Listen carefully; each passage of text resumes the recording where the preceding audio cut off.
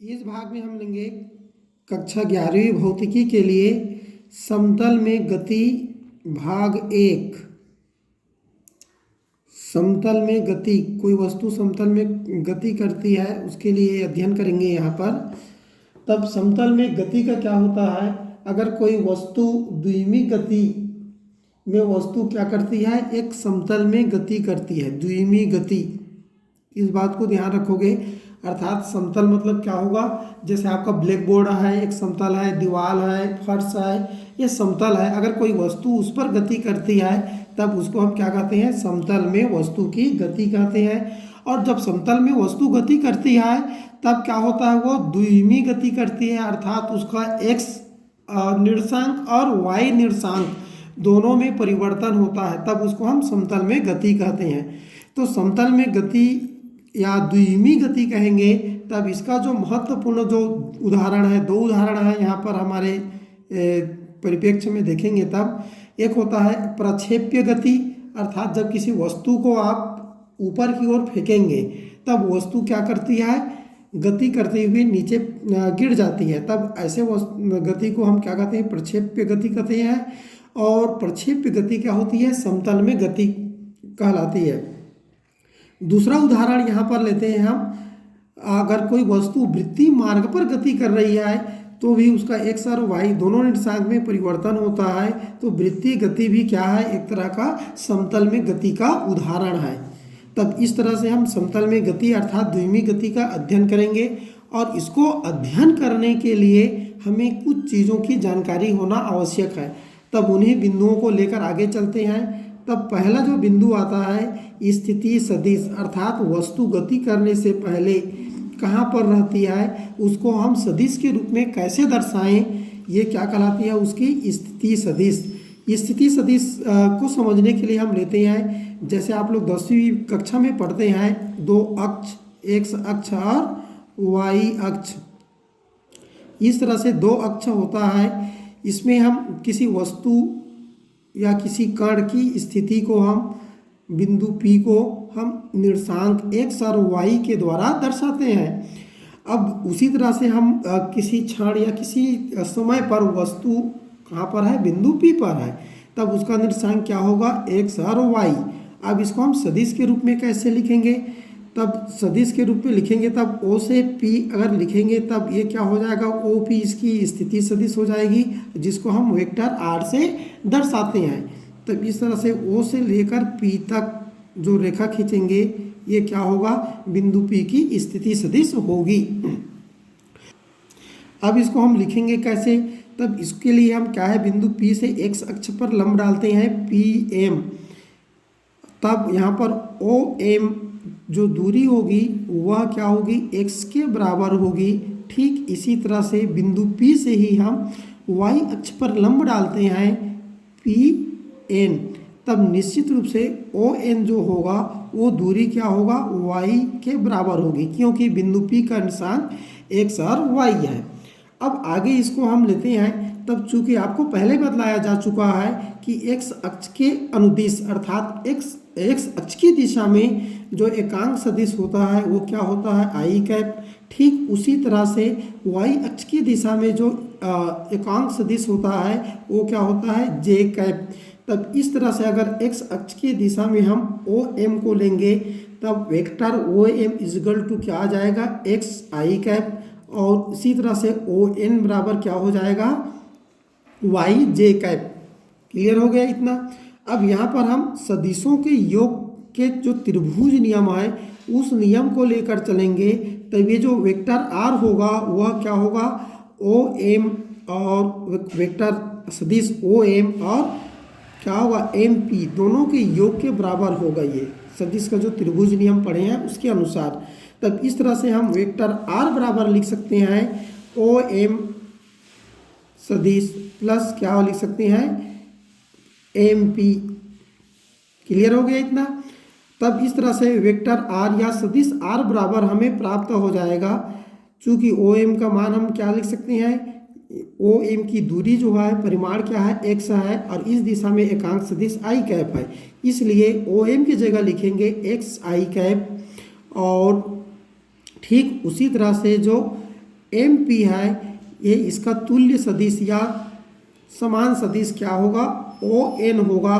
तो O N को हम लिख सकते हैं वाई जे कैप। तो इस तरह से एम पी के जगह हम सीधे सीधे लिख सकते हैं वाई जे कैप। तो इस तरह से वेक्टर आर बराबर हो जाएगा x I cap plus Y J cap. तो इस तरह से ये क्या होगा, किसी भी वस्तु का किसी क्षण स्थिति सदिश होगी जिसको हम आई और जे के रूप में दर्शा सकते हैं।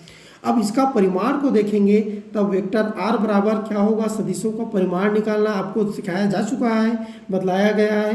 तो वेक्टर आर बराबर क्या होगा, आई का गुणांक मतलब एक्स स्क्वायर प्लस जे का गुणांक मतलब वाई स्क्वायर, और इसको रूट ऑफ में कर देंगे तब इस तरह से हम स्थिति सदिश का परिमाण ज्ञात कर सकते हैं।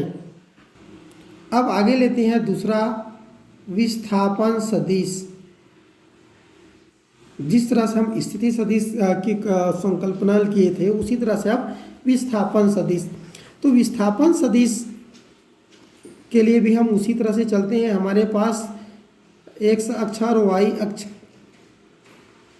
जो रहता है, इसमें हम क्या करते हैं, किसी बिंदु P प्रारंभिक स्थिति में उसकी जो स्थिति है बिंदु P है और इसका स्थिति निर्देशांक क्या है एक्स वाई। अब उसके बाद कुछ समय पश्चात वस्तु कहाँ पर चली जाती है, विस्थापित हो जाती है। तो विस्थापित होकर कहाँ पर आ गया, P डैश पर आ गया, तब उसकी स्थिति सदिश क्या होगा P डैश। तब इसका मूल बिंदु अगर O लेंगे तब प्रारंभिक स्थिति सदिश क्या होगा, वेक्टर R होगा OP। और कुछ समय पश्चात चूंकि ये P डैश पर आ गया तब जो स्थिति सदिश होगी वह OP डैश होगी। इसको हम वेक्टर R डैश के रूप में लिख सकते हैं और P डैश का जो निर्देशांक है वह x डैश और y डैश है। तब इस तरह से विस्थापन सदिश लेंगे तब क्या होगा P डैश। तो इस तरह से वस्तु का जो विस्थापन सदिश होगा वह P डैश होगा। अगर इसको हम डेल R से दर्शाएंगे तब ये क्या हो जाएगा, ये डेल R। इस तरह से हम लिख सकते हैं इसको। अब यहाँ पर जो डेल R होगा वो क्या होगी, तो इसमें भी हम त्रिभुज का नियम लागू करेंगे। तब देखो यहाँ पर त्रिभुज के नियम में क्या होगा, ये ऐसा करके विपरीत दिशा में बनता है ना, तो इसमें एक को विपरीत लेंगे। तो किसको विपरीत लेंगे हम, सेकेंड वाले को। तो इस तरह से डेल आर को लेंगे तब इसका विपरीत लेंगे, मतलब इसको जोड़ा हुआ लेंगे। तो इसलिए विस्थापन सदिश को हम कॉन्सेप्ट में ले सकते हैं del R is equal to del X, अर्थात इन दोनों का अंतर आ जाएगा X dash minus X I cap. और ठीक उसी तरह से वाई के लिए डेल वाई जे कैप के रूप में लिख सकते हैं विस्थापन सदिश को। और इसका जो परिमाण लेंगे तो जैसे हमने बतलाया डेल एक्स मीन्स क्या होगा, एक्स डैश माइनस एक्स। तो इस तरह से इसका परिमाण निकालने के लिए आप ले सकते हो, या चाहो तो इस समीकरण को सरल रूप में लिख सकते हैं डेल आर इजगल टू क्या लिख सकते हैं, x dash minus X I cap plus क्या लिख सकते हैं Y dash minus Y J cap. तो इस तरह से है, इसको डेल के रूप में लिखेंगे तो इतना आ जाएगा ये। अतः इसका परिमाण हम लिख सकते हैं डेल आर बराबर root of X dash minus X square plus Y dash minus Y का स्क्वायर। तो इस तरह से हम विस्थापन सदिश का मान भी निकाल सकते हैं। आगे हम संक्षेप में लेंगे। तीसरा जो पॉइंट आता है वह क्या है, वेग सदिश। तो जिस तरह से हमने स्थिति सदिश या विस्थापन सदिश को दर्शाएं उसी तरह से हम वेग सदिश को लिख सकते हैं vector v is equal to V X I cap plus V Y J cap. तब यहाँ पर वी एक्स क्या होगा, एक्स अक्ष की दिशा में वस्तु का वेग होगा और वी वाई क्या होगी, वाई अक्ष की दिशा में वस्तु का वेग होगा। चूँकि हम जानते हैं किसी भी वस्तु का जो वेग होता है उसको हम एक्स अक्ष की दिशा में वो कितने दर से आगे बढ़ रही है उसका वेग क्या है, और वाई अक्ष की दिशा में इन दोनों के योग के रूप में लिख सकते हैं आई और जे के रूप में। तब इस तरह से वेग सदिश के लिए डायरेक्ट आप सूत्र याद रखेंगे इसको, और इसका जो परिमाण आएगा वो v इजगल टू क्या हो जाएगा, रूट ऑफ वी एक्स का स्क्वायर प्लस वी वाई का स्क्वायर। चूँकि हम जानते हैं वी एक्स जो है वो क्या है, डेल एक्स बटे डेल टी है। वी एक्स को क्या लिख सकते हैं, डेल एक्स बटे डेल टी, अर्थात एक्स अक्ष की दिशा में वेग, तो और विस्थापन बटे समय अंतराल, तो इसीलिए भी एक्स की जगह क्या लिख सकते हैं हम, डेल एक्स बटे डेल टी आई कैप। ठीक उसी तरह से भी वाई की जगह लिख सकते हैं हम डेल वाई बटे डेल टी जे कैप। तो इस तरह से परिमाण के लिए इस सूत्र का उपयोग करेंगे और उसका जो मूल सूत्र रह जाएगा ये इस तरह से आएगा। वास्तव में हम जानते हैं वेक्टर v इजगल टू लिखेंगे तब क्या होगा, D R upon D T, ये ताक्षणिक के लिए होगा। अगर जब भी ताक्षणिक की जरूरत पड़ेगी तब इस सूत्र का उपयोग आप कर सकते हैं। इसी तरह से चौथा पॉइंट में आ जाते हैं हम त्वरण सदिश। तो त्वरण सदिश को भी उसी रूप में हम समझेंगे, vector A is equal to A X I cap plus A Y J cap, जहाँ ए एक्स क्या है, एक्स अक्ष की दिशा में वस्तु का त्वरण, और ए वाई क्या होगा, वाई अक्ष की दिशा में वस्तु का त्वरण। तब इसका भी जो मापांक आएगा वह क्या होगा, ए इजगल टू लिख सकते हैं ए एक्स का स्क्वायर प्लस ए वाई का स्क्वायर। चाहो तो इसको वेक्टर ए को भी हम ताक्षणिक के रूप में लिखेंगे, तब क्या होगा, डी भी अपान क्या आ जाएगा, डी टी, अर्थात वेग परिवर्तन की दर को त्वरण कहते हैं। तो इस तरह से लिख सकते हैं। अब इसमें अगर हम मान रखेंगे तब वेक्टर ए इजगल टू क्या लिखा जा सकता है, आगे डी अपान डी टी करके लिख सकते हो। क्या लिख सकते हो, भी का मान, तो वेक्टर भी का मान पहले लिख सकते हैं, क्या होगा, भी एक्स आई कैप प्लस क्या होगा, भी वाई जे कैप। तब निश्चित रूप से इसका हल करके अगर लिखेंगे तब कितना जाएगा, डी भी x upon D T I cap plus क्या होगा, डी भी वाई अपान डी टी जे कैप। तो इस तरह से इसका जो स्वरूप है इसको भी डी एक्स अपान डी टी के रूप में लिख सकते हो, डी वाई अपान डी टी के रूप में। तो ताक्षणिक के लिए इस तरह का उपयोग करते हैं। तब इस तरह से चार जो सदिश हैं इन सदिश को आपको ध्यान में रखना है। ठीक है, आगे हम एक क्वेश्चन लेते हैं जो सामान्य है, किसी वस्तु की स्थिति सदिश को सदिश के रूप में दिया गया है, vector r is equal to 2i cap plus 3j cap हो तो मूल बिंदु से वस्तु की दूरी ज्ञात कीजिए। अर्थात सीधा सीधा इसमें दूरी पूछ दिया गया है, ये क्या है, उसका परिमाण। तो हम जानते हैं इसको हल करने के लिए अगर देखेंगे तो मूल बिंदु से वस्तु की दूरी क्या होगी, ये जो वेक्टर r है उसका परिमाण होगा। और हम जानते हैं वेक्टर r अर्थात स्थिति सदिश का परिमाण बराबर क्या होता है, रूट ऑफ x का वर्ग प्लस y का वर्ग। अब यहाँ पर जो हमें क्वेश्चन दिया गया है, स्थिति सदिश दिया गया है, इसमें देखें तो i कैप का जो गुणांक होता है वो x होता है और j कैप का जो गुणांक होता है वो y होता है। तो इस तरह से x बराबर 2 आएगा और y बराबर 3 आएगा। तो इस तरह से वेक्टर अगर r का परिमाण निकालें तब क्या आ जाएगा, रूट ऑफ 2 का वर्ग धन 3 का वर्ग, और इसको हल करने पर मिल जाएगा वर्गमूल 13। और दूरी है इसीलिए इसकी इकाई अगर मीटर में दिया रहेगा तो मीटर लिखना है, सेंटीमीटर में दिया रहेगा तो सेंटीमीटर में। तो इस तरह से हम आसानी से हल कर सकते हैं। इसी तरह से आप अगर वेग सदिश दिया रहेगा तो उसका परिमाण, या त्वरण सदिश दिया रहेगा तब उसका परिमाण आसानी से ज्ञात कर सकते हैं। अब हम अपने सब्जेक्ट पर अर्थात विषय पर आ जाते हैं। चूँकि हमने अभी तक केवल स्थिति सदिश के बारे में जानकारी दिया था और चूँकि हमारा उद्देश्य क्या है, समतल में गति अर्थात द्विमीय गति, तब यहाँ पर हम पहला लेंगे एक समान वेग अर्थात त्वरण 0 रहेगी, त्वरित नहीं होगी। ऐसे गति करने वाले वस्तु का अध्ययन कर रहे हैं यहाँ पर। तो एक समान वेग से क्या होगा, द्विमीय गति अर्थात समतल में गति। तब इसके लिए हम क्या करना पड़ेगा, वेग निकालना पड़ेगा, तभी तो क्या होगा, उसका वेग का अध्ययन करेंगे। एक समान वेग और क्या होगा, द्विमीय गति होगी। तब इसके लिए हम समीकरण कैसे निकालेंगे, तब इसमें देखते हैं माना कण का स्थिति सदिश, किसी क्षण कण का स्थिति सदिश अर्थात t बराबर 0 पर क्या है, r0। चूँकि स्थिति सदिश r के रूप में लेते हैं और प्रारंभिक है इसीलिए इसको हम संकेत r0 से दर्शाते हैं, वेक्टर r0 है। तथा समय t बराबर t पर मतलब समय अंतराल t होने के बाद उसका जो स्थिति सदिश क्या हो जाता है, वेक्टर r हो जाती है, r है। तब इस दो जो दिया गया है कंडीशन, इसके आधार पर कण का जो वेग होगा वो क्या होगा, वेक्टर v इजगल टू क्या होगा, वेग का सूत्र क्या होता है, विस्थापन बटे समय अंतराल।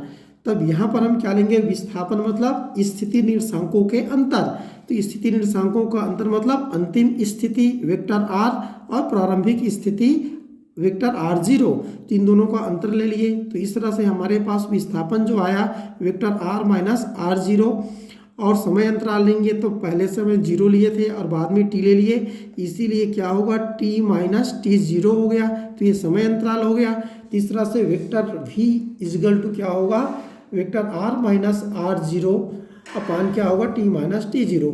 अब इसको हम समीकरण के रूप में लिखेंगे तब त्रियत गुणा कर दोगे आसानी से, तो वेक्टर r माइनस क्या हो जाएगा r0 इक्वल क्या हो जाएगा, ये इसके के साथ गुणा होगा तो वेक्टर v डॉट t, या इसको हम r0 को इधर माइनस से इसको इधर पक्षांतर कर देंगे, तब हमारे पास एक समीकरण बन जाता है वेक्टर r इजगल टू क्या हो जाएगा r0 प्लस क्या होगा v डॉट t।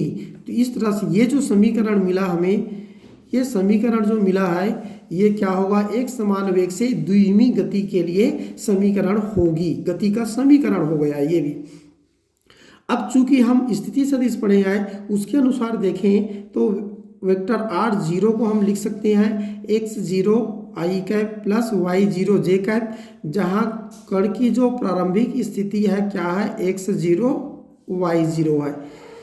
उसके बाद वेक्टर r इजगल टू हम लिख सकते हैं x I cap plus Y J cap, अर्थात समय t के पश्चात उसकी स्थिति सदिश एक्स वाई हो गया, ठीक है।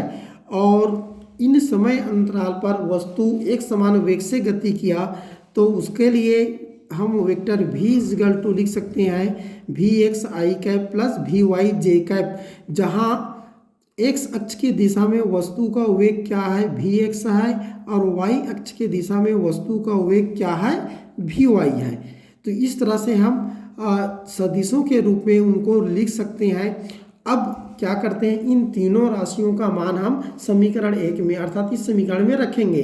तब वेक्टर r के स्थान पर क्या लिख दिया हम x I cap plus Y J cap, बराबर का बराबर लिख दो यहाँ पर, और r0 है वेक्टर, उसके जगह हम r0 का जो वेक्टर है उसको लिखेंगे x0 i cap plus y0 j cap, फिर प्लस क्या है v, तो v का मान इतना है, इसको रख देते हैं vx i cap plus vy j cap, और चूंकि इसके साथ t का गुणा है तो यहाँ पर इंटू t कर दिए। अब इस समीकरण में हम क्या करते हैं, आई व जे के गुणांकों का तुलना करते हैं, अर्थात दोनों पक्ष में जो आई का गुणांक होगा उसको हम लेंगे। तब पहला हम आई के गुणांक को लेते हैं, तब इस साइड में देखते हैं आई का गुणांक यहाँ पर x है, इस साइड में देखते हैं तो आई का गुणांक x0 है। यहाँ पर चलते हैं तब देखते हैं आई का गुणांक vx और साथ में t है। तो इस तरह से आई का अगर गुणांक को देखें तब x बराबर क्या हो जाएगा x0 प्लस vxt, ठीक। इसी तरह से अगर j के गुणांक को देखें तो इस पक्ष में क्या है, ये y है, यहाँ पर j का गुणांक y0 है, यहाँ पर देखेंगे तब j का गुणांक क्या होगा vy और t, vy इंटू टी। इस तरह से हमें दूसरा समीकरण मिलेगा j के गुणांकों का तुलना करने पर y is equal to y0 plus vy into T. तो इस तरह से हमें दो समीकरण मिल जाता है यहाँ पर। एक तो मूल समीकरण यहाँ पर है एक समान वेग से द्विमीय गति के लिए, अगर इसको हम घटक के रूप में लिखें तब x बराबर हो जाएगा y बराबर हो जाएगा। तब इस तरह से हम कह सकते हैं कि द्विमीय गति जो होती है दो समकोणिक एक विमीय गति का परिणामी होता है। तो हमें निष्कर्ष क्या मिला, एक समान वेग से द्विमीय गति में अगर कोई वस्तु गति कर रही है तब इसमें क्या होगा, दो समकोणिक एक विमीय, समकोणिक मतलब x अक्ष वाले और y अक्ष वाले दिशा में जो गति है समकोणिक एक विमीय गति का परिणामी होता है, क्योंकि इन दोनों का परिणामी समीकरण यहाँ पर है, ठीक है। अब चूंकि हम एक विमीय गति में हम ग्राफ पढ़े थे, क्या क्या ग्राफ पढ़े थे एक विमीय गति में, एक थोड़ा सा याद रखेंगे। एक विमीय गति में हम दो तरीके के ग्राफ पढ़ते हैं। एक क्या होता है, स्थिति समय ग्राफ, और दूसरा क्या होता है, वेग समय ग्राफ। चूंकि एक युमी था तब हम क्या एक्स अक्ष में समय को ले लेते थे, वाई अक्ष में स्थिति या फिर वेग को लेते थे और इसका ग्राफ आसानी से खींच लेते थे। किसके लिए, एक युमी गति के लिए। यहाँ पर दो युमी हैं ऑलरेडी, तो अब टी को हम क्या मानते हैं, आधार मान लेते हैं, टी को अलग ले लेते हैं और इसमें एक्स और वाई के बीच ग्राफ खींचते हैं। और एक्स और वाई के बीच ग्राफ खींचेंगे तब क्या होगा, वह वस्तु के मार्ग अर्थात पथ का समीकरण होगा। ठीक है, तब हम द्विमी गति में हम क्या करते हैं, पथ का समीकरण का अध्ययन करते हैं। इस बात को याद रखना, एक युमी गति में हमने स्थिति समय और वेग समय ग्राफ का अध्ययन किए थे। यहाँ पर पथ का समीकरण अर्थात द्विमी गति करने वाला जो वस्तु है या कण है वह किस मार्ग पर चलेगा अर्थात उसका मार्ग कैसा होगा। तब हम एक समान वेग के लिए अध्ययन कर रहे हैं। पॉइंट को याद रखना, क्योंकि एक समान त्वरित गति में आएगा तो फिर कन्फ्यूजन रहेगी, इसीलिए याद रखना एक समान वेग से द्विमी गति। तो एक समान वेग से द्विमी गति में हम देखते हैं पथ का समीकरण। तो पथ का समीकरण के लिए हमारे पास एक समान वेग से द्विमी गति के लिए दो समीकरण मिला है। तो पहला वाला जो समीकरण है x is equal to x0 plus V X T, इस समीकरण से हम क्या निकालते हैं, t का मान ज्ञात कर लेते हैं। x वाला जो x अक्ष के अनुदिश जो समीकरण होता है उससे हम t का मान ज्ञात करेंगे। तो t बराबर क्या हो जाएगा, इसको पक्षांतर कर दो तो अब मिलेगा t is equal to x minus x0 upon V X. अब इस t का जो मान मिला है इसको हम यहाँ पर क्या करते हैं, रख देते हैं। दूसरा जो समीकरण मिला है y बराबर, तो इस समीकरण में रख देते हैं, तब मिल जाएगा ये y is equal to y0 plus क्या होगा भी Y x minus x0 upon V x. यहाँ पर जो t की जगह है उस मान को यहाँ से रख दिए। इसको इस रूप में लिख सकते हैं y is equal to y0 plus V Y upon V X. तो इस तरह से ये यहाँ पर आ जाता है भी वाई अपान भी एक्स और ये मिल जाता है x माइनस x0। तो इस तरह से ये मार्ग का समीकरण, एक समान वेग से द्विमी गति करने वाले कण के मार्ग का जो समीकरण मिलता है वो होता है y is equal to y0 plus V Y upon V X x minus x0। अब इस तरह का समीकरण आप कक्षा 10वीं में पढ़े हैं, सरल रेखा का समीकरण याद होगा, y is equal to y0 plus M X minus x0। ऐसा समीकरण आपको बतलाया जाता है, इसका सरल रूप होता है y is equal to m x plus c. और चूंकि ये समीकरण आप लोग पढ़े हो इस तरह का 10वीं में और इसका आप ग्राफ में खींचते हो तो क्या पता चलता है, ये सरल रेखा मिलता है। तो निश्चित रूप से हम कह सकते हैं एक समान वेग से द्विमी गति करने वाले जो कण का मार्ग होगा वह एक सरल रेखा होगा। और सरल रेखा है तब उसकी प्रवणता हम इसका तुलना करेंगे m से, तब यहाँ पर m बराबर मिल जाता है भी वाई अपान भी एक्स। तो इस तरह से उसकी जो प्रवणता होगी भी वाई अपान भी एक्स। साथ में अगर हम समीकरण को इस रूप में लिखेंगे तब ये x0 और ये क्या होगा y0। तो x0 और y0 उसकी क्या होगी, प्रारंभिक स्थिति होगी और भी वाई अपान भी एक्स क्या हो जाएगा, उसकी प्रवणता हो जाएगी। तब इस तरह से हम प्रवणता को ज्ञात करके हम x अक्ष के अनुदिश और y अक्ष के अनुदिश उसका वेग भी ज्ञात कर सकते हैं। तो इस तरह से आपको याद रखना है कि एक समान वेग से द्विमी गति करने वाले जो कण है उसका जो पथ का समीकरण होता है वह इस तरह से आता है। और चूंकि पथ का समीकरण से हम ये जानकारी मिलती है कि उसका मार्ग कैसे होगा, तो इस समीकरण को देखकर हम तुलना कर सकते हैं सरल रेखा के समीकरण से। तब हमें पता चलता है कि जो पथ का समीकरण है वह सरल रेखा का समीकरण आता है। तो निश्चित रूप से एक समान वेग से द्विमी गति करने वाले कण का जो मार्ग होगा वह सरल रेखा होगा। क्लियर हो गया है ये। अब इस पर एक हम प्रश्न दे रहे हैं, हाँ एक क्वेश्चन दे रहे हैं आपको जिसके आधार पर आप हल करेंगे तो एक समान वेग से द्विमीय गति के बारे में और अच्छे से जानकारी प्राप्त कर सकती हैं। तो प्रश्न है, एक वस्तु समतल पर गति कर रही है जिसका समीकरण निम्न है।